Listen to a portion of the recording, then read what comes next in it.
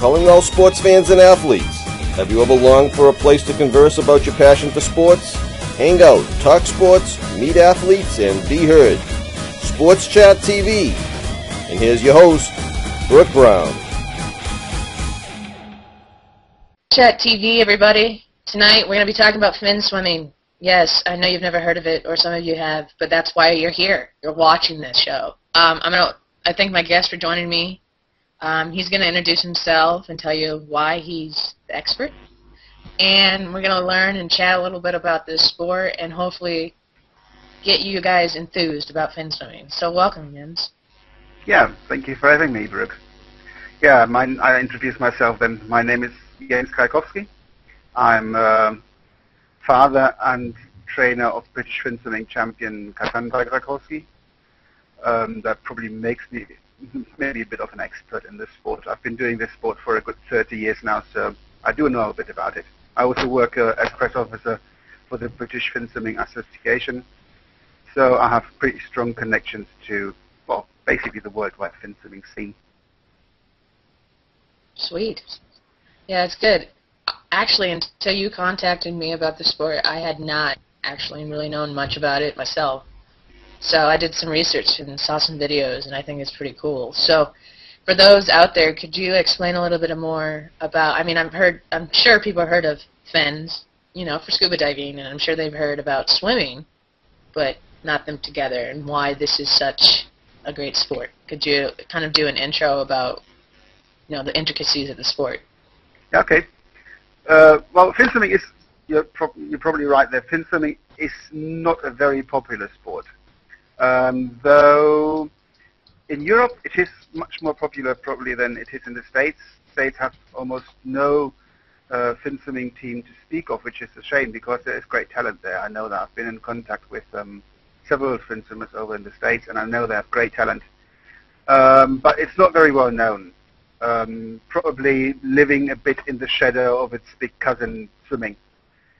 Also, it's not yet an Olympic sport, which is not 100% right. It has been accepted by the Olympic Committee in 1986, but it is not practiced as an Olympic sport, which of course then also makes it a bit less popular. I would think. I think it would get much more exposure if it was an Olympic sport. Basically, what is it? Well, I always say Finswimming is the Formula One of swimming. Why? Because it's so much faster. Finswimming is the fastest way for man to move in the water without mechanical help.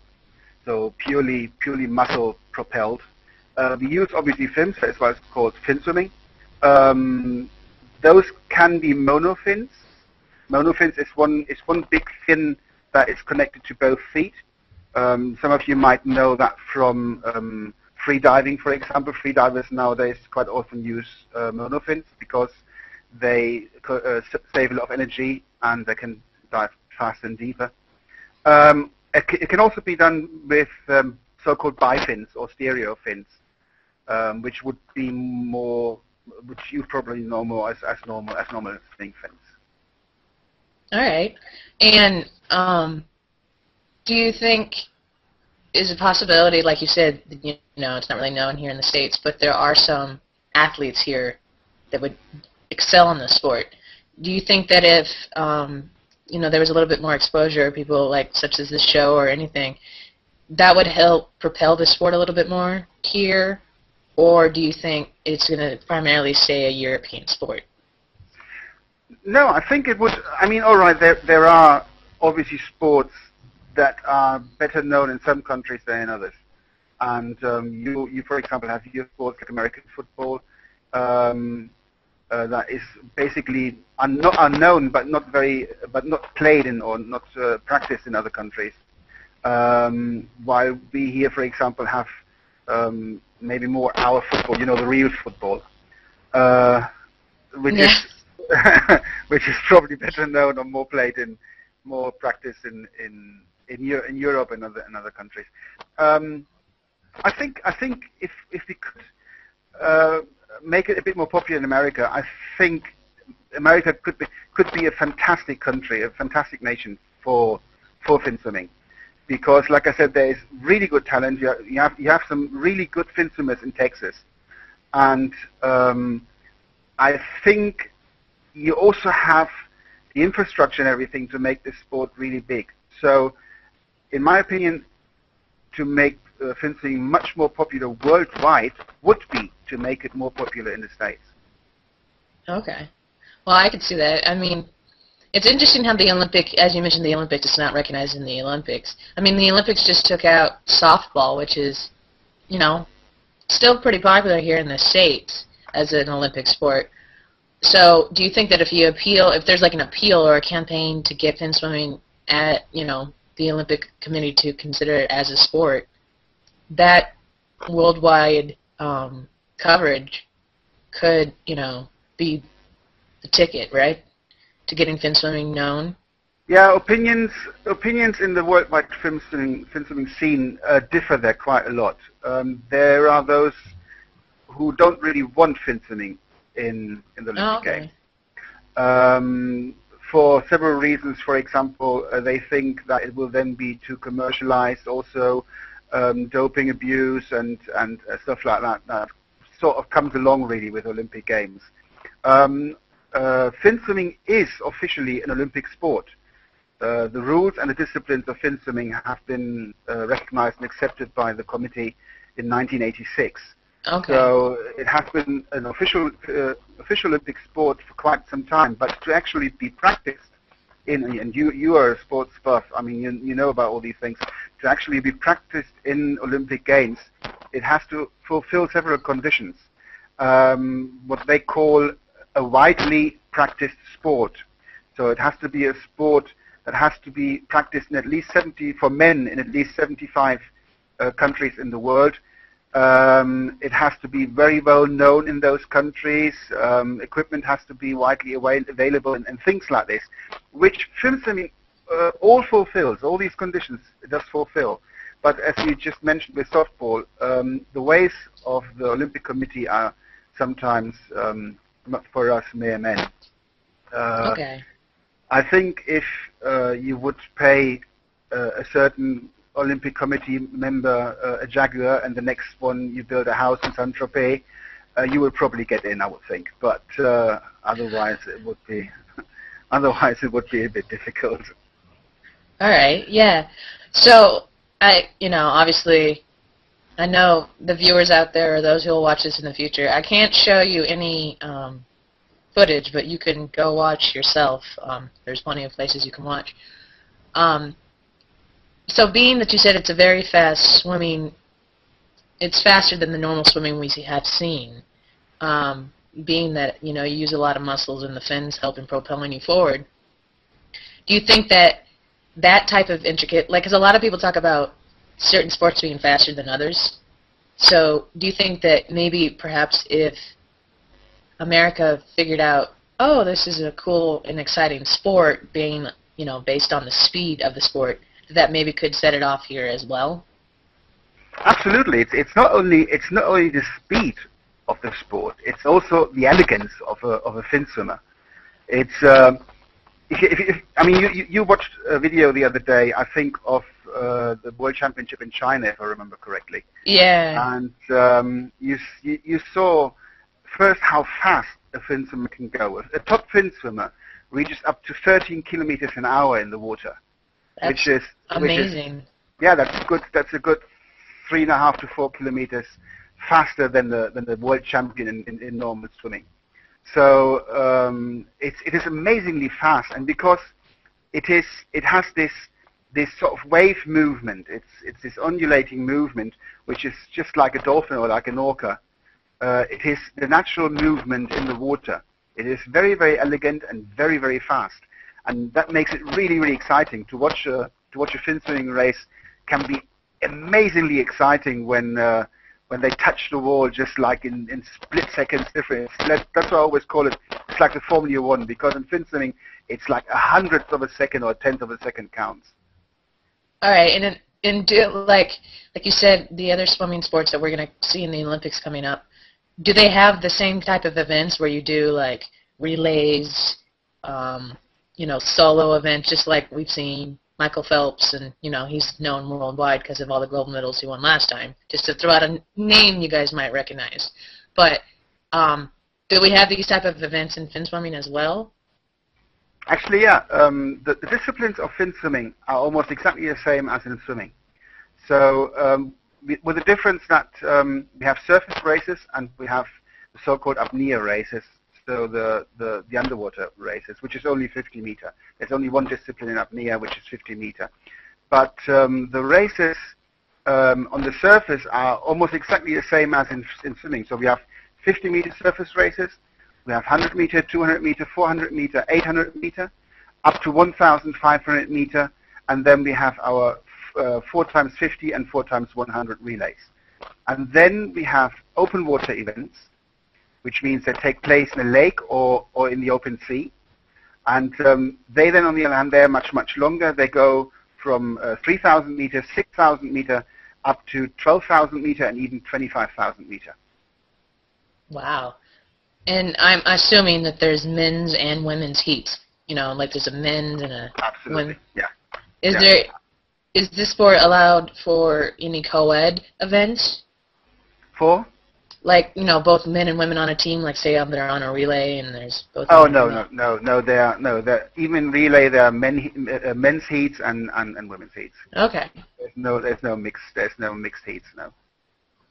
All right, and the reason for there only being one underwater event you just mentioned? Yeah, there is a 50-meter apnea, which is just a 50-meter race underwater. There are longer underwater races. They take place in open waters, but they're not called fin swimming. They're called underwater orienteering, which is again a different sport basically, but it's the same thing. All right. It's all controlled. It's all controlled by the same association, by the CMAS, the Worldwide Underwater Sports Association. All right, and as we've spoken before in like the pre-shows we've done, why do you think that there's a lack of the community over here coming over here and realizing that there is support, or do you just think because Facebook is huge? Or, I mean, we're nice people over here, so. oh yes, yeah, most definitely. But the two of us are the best example. Yeah. But you see, the thing is, Facebook is very established. It's not even the fact that it's so big. They're very established. So the fin swimming scene has been on Facebook forever. Okay. And just like I have problems, I mean, we've all talked about these kind of things all over the Hangouts. Just like we all have problems getting our friends and our family over here. I have problems getting the guys from Facebook, my fin swimming mates from Facebook over here. They all know about it. They all know that I'm very active here. And I've tried to explain the advantages we would have here, because the things we could do here on Google Plus for fin swimming are limitless. Just using Hangouts, for example, we could do seminars. We could do meetings. I mean, my fin swimming mates, for example, they're always complaining, oh, we only meet on competitions, on championships, and then all through the year we never see each other. Yes, we could see each other. We could see each other through Hangouts. We could do seminars on Hangouts. The integration of Google Docs and everything makes these kind of things very, very easy. There could be so many things we could do here, but I just can't get them guys over. And I think shows like yours are a great way of showing them over there what we could do here if they would shift their asses and come over here. Word. Oh, sorry, buds. No, we're uncensored. I don't care. Well, that's awesome. So maybe they'll see this and be like, okay, that place is pretty cool. Yeah, that'd be great. I was going to ask, in terms of sponsorships or anything in terms of with the sport, is it huge, or is it a lot of people just go for the love of the sport? Can you talk a little bit about that? Yeah, sponsorship is basically unknown of in fin swimming. The sport is just not popular enough to have any kind of media coverage big enough for a big sponsor to take to take an athlete or maybe even an association. Associations tend to sometimes sponsor athletes even of other countries. For example, Cassandra, my daughter, she's a British Finswimming champion, gets sponsored partly by the Russian Association, which is unusual. You don't hear things like this in other sports, but it does happen here. And apart from that, sponsorship is unheard of in Finswimming, which is a shame, because it's a bit of, like the Germans say, like a cat that bites its own tail. It's because we don't have any sponsorship, we don't have the money to make Finswimming bigger, but because Finswimming is not big enough, we don't get any sponsors. Yeah, to catch one or two. Yeah, it's very, very difficult, but we're working on it, and hopefully we get somewhere. I agree, but I also feel like, judging from what you've said, I also feel like it's a community-based sport, and a lot of without the sponsors, people do it for the love of the sport, which in some cases over here in the States with certain sports, there's too much money associated with them. Yeah. So people aren't necessarily doing it for the love of the sport anymore. So I think it's great that the community is band together and that people do it because they love it, not necessarily because they're getting paid to do it. Yeah, we all really do it for the love of the sport. For example, like I said, I train my daughter, which became a bit of a necessity because she's British champion because she's British, but we don't live in England. We live in Tenerife, and Tenerife is just a tiny little island, really, and we don't have neither the trainers or any other kind of resources here to train her the way she deserves to be trained. So, because I used to do the sport when I was young, which is not comparable to what Finswimming is nowadays. What we did then, almost 30 years ago, has nothing to do with this high-tech sport that Finswimming is nowadays. But because I know about Finswimming, I just basically trained myself to be a trainer, and then when I was qualified enough, started to train her. But I do all this for free. I don't get any money for training her. I, for example, you can see in my lower third, I run a wiki on the internet, WikiFin, which I started because of exactly that reason, because there's so little information available on the internet for people who don't have the resources, for trainers who don't know really what to do. And so I started this wiki because I wanted to get people together and share their knowledge of the sport. But I don't get anything for that either. And on the contrary, I pay for every single championship my daughter goes to. I pay for myself. Just the championships throughout the year cost me a good 3,500 to 4,000 euros. So yes, I think you can say we do it for the love of the sport. Yeah, which is great. I mean, sometimes it's all about the passion more than it is how much. It has to be. It has to be with Finswimming, because Finswimming is not cheap, you see. I mean, first you have to travel around the world. If you're good enough, you have to travel around the world to the different European and World Championships. Also, a monofin, for example, a good monofin. And if you want to be competitive, then you have to have a good monofin. The good monofin will cost you between 500 and 800 euros. You will need at least one a year, because you have, for the different disciplines, you have different monofins depending on their softness and on their foot sockets and all that. So you need a good 3 or 4 monofins, and you need to replace one of them a year. So that you have to add to competition costs. Then the CMAS, in their wisdom, allow only 2 swimsuits for the international competition. You can go in a normal swimsuit, in a bikini or in a normal bathing suit. But if you want to use a competition suit, only 2 companies are allowed. Only 2 companies are what they call it homologated, and their swimsuits are 250 euros each. So wow. Yeah, so it's not a cheap sport to get into, but it's also not nearly as expensive as some others. Great. Yes, I want to take this opportunity. I know there are 2 people out there currently watching this live stream as we speak, and I appreciate you guys for tuning in. And I'm sure Jens right here appreciates. So this will be up at that little moniker you see in down there, the sportschat.tv, very soon, tonight or tomorrow, wherever your tune is.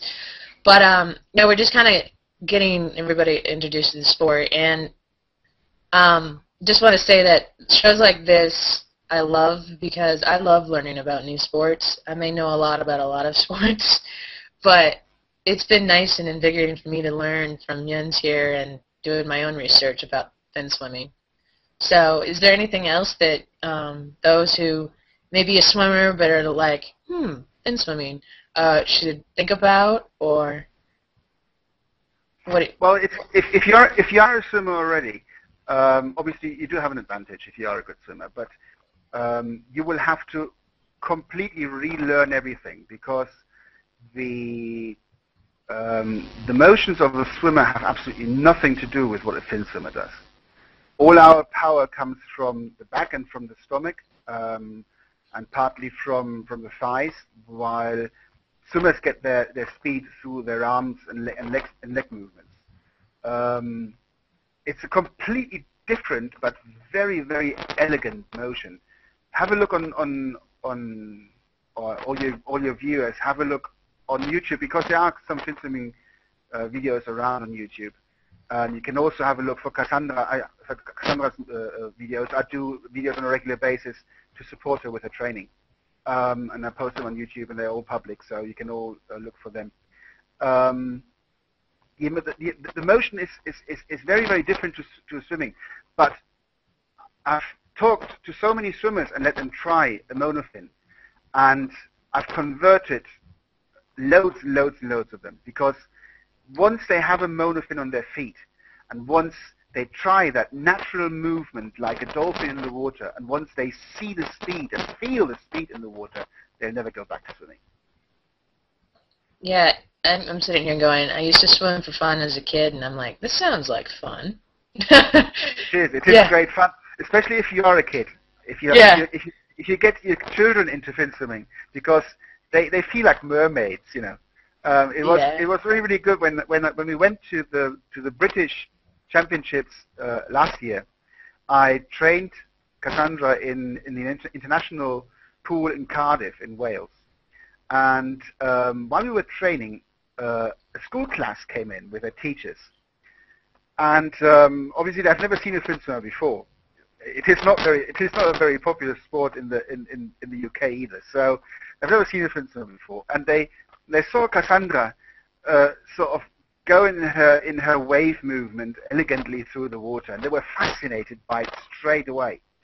So I had to do a little show for them, and luckily the national swim team of England was training at the same pool at the same time.